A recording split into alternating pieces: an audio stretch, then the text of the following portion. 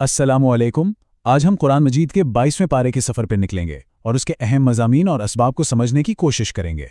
और इस सफ़र में हमारी रहनुमाई करेगी मौलाना मोहम्मद इलियास घुमन साहब की किताब खुलासातुल कुरान। तो चलें मिलकर इस इल्मी सफ़र का आगाज़ करते हैं। इस पारे में हम चंद बहुत ही ख़ास मौज़ूआत पर बात करेंगे। सबसे पहले तो देखेंगे कि अज़वाज मुतहरात के लिए क्या हिदायत हैं। फिर कुछ अंबिया कराम के सबक आमोज़ वाक़यात को जानेंगे। उसके बाद अमानत इलाही का जो एक अजीम तसव्वुर है उस पर बात होगी। और आखिर में इन सब से मिलने वाले अहम असबाब का निचोड़ देखेंगे। तो हमारा पहला मौजू है नबी करीम सल्लल्लाहु अलैहि वसल्लम की अज़वाज मुतहरात यानी उम्महातुल मुमिनीन को दी जाने वाली हिदायत। लेकिन ये उसूल सिर्फ उनके लिए नहीं बल्कि दरअसल पूरी उम्मत के लिए समाजी और ख़ानदानी ज़िंदगी की एक मजबूत बुनियाद है। तो फिर सवाल ये उठता है कि आखिर कुरान मजीद माशरे के लिए वक़ार और ख़ानदानी ज़िंदगी के कौन से ऐसे लाजवाल उसूल बता रहा है। आइए इसका जवाब इन हिदायत में तलाश करते। यहाँ देखें 6 बड़ी वाज़ेह हिदायत दी गई हैं, जैसे कि नामहरमों से नरम लहजे में बात न करना, बिला ज़रूरत घरों से बाहर निकलने से गुरेज करना और ज़ेबो ज़ीनत की नुमाइश से बचना। और फिर जो बुनियाद हैं यानी नमाज कायम करना, ज़कात अदा करना और सबसे बढ़कर अल्लाह और उसके रसूल की मुकम्मल इताअत करना। ये तो जैसे एक मुकम्मल ज़ाब्ता हयात है। इसी सिलसिले में आगे पर्दे यानी हिजाब का हुक्म भी बहुत वाज़े तौर पर आता है। कुरान फरमाता है युदनीना अलैहिन्ना मिन जलाबीबिहिन्ना यानी अपनी चादरों का एक हिस्सा अपने ऊपर लटका लिया करें। और हाँ, ये बात समझना बहुत ज़रूरी है कि ये हुक्म सिर्फ नबी करीम सल्लल्लाहु अलैहि वसल्लम की अज़वाज तक ही महदूद नहीं था, बल्कि इसमें तमाम मुसलमान ख़वातीन शामिल हैं ताकि पूरे मुआशरे में पाकीज़गी और वक़ार कायम रहे।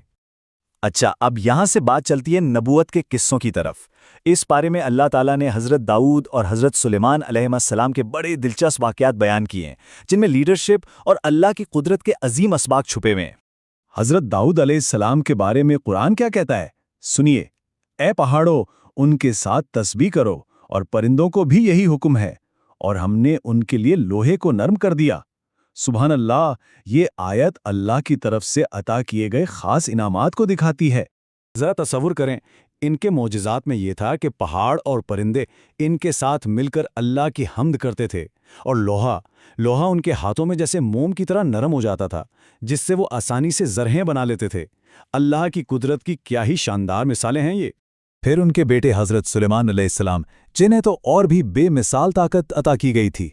कुरान कहता है, और सुलेमान के लिए हमने हवा को मसख्खर कर दिया, जिसकी सुबह की मसाफत 1 महीने की और शाम की मसाफत भी 1 महीने की थी, यानी एक दिन में 2 महीनों का सफ़र। सोचें, हवा पर हुक्मरानी, जिन्नात पर इख्तियार और उनके लिए पिघले हुए तांबे का चश्मा बहना, ये सब इस बात की खुली निशानी है कि अल्लाह जिसे चाहे कैसी गैर मामूली ताकत और इख्तियार अता फरमा सकता है। चलें अब इस पारे के एक बहुत ही गहरे और आप कह सकते हैं फ़लसफ़ियाना मौजू की तरफ आते हैं। वो है इंसान और अमानत इलाही।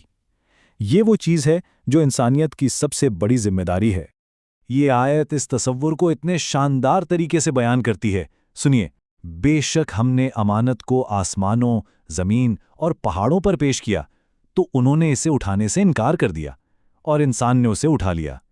क्या ही बड़ी बात है। तो ये इमानत आखिर है क्या?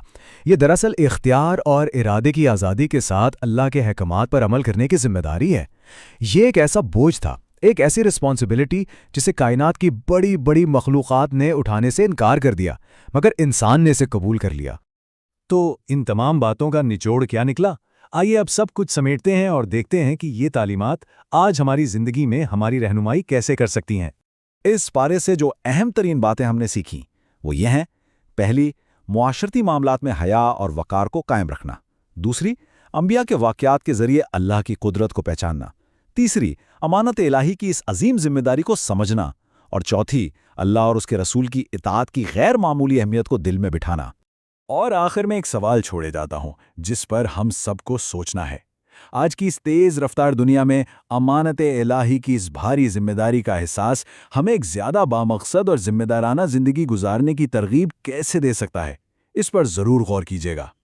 इल्म के सफ़र को अगर जारी रखना चाहते हैं और मज़ीद इस्लामी मवाद तक रसाई चाहते हैं तो उम्मा 360 ऐप ज़रूर डाउनलोड करें। यह आपके इल्म में इजाफे का एक बेहतरीन ज़रिया साबित होगी।